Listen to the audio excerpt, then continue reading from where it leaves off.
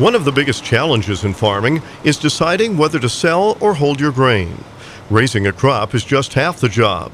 The other half is marketing decisions.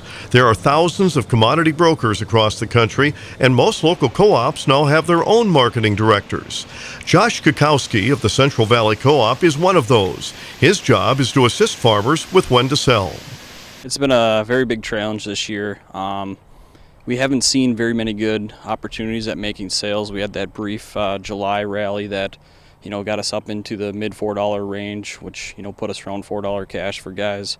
Looking back over the last couple of years, we've seen some $5+ opportunities, but this year, the producers really been limited in what they've been seeing price-wise.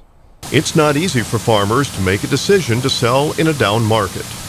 It's a tough question. It's $1 million question. What are the markets going to do here coming into harvest? One thing we have to look at locally is, what kind of yields we're looking at. I think locally we should be expecting average a little above average. So I encourage producers to really put the pencil to the paper here and figure out, for one, what their storage needs are, and two, what really does that yield do to your break evens. You got to take the emotion out of marketing a little bit and see what you really need, and you're going to need some cash flow here too. So I encourage guys to really put the pencil to paper and figure out what they're looking at.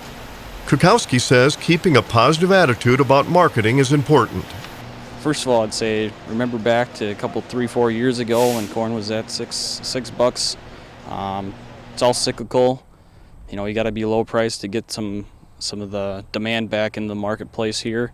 There's always those unforeseen variables that come up, and you just have to be optimistic and take the opportunities when they come.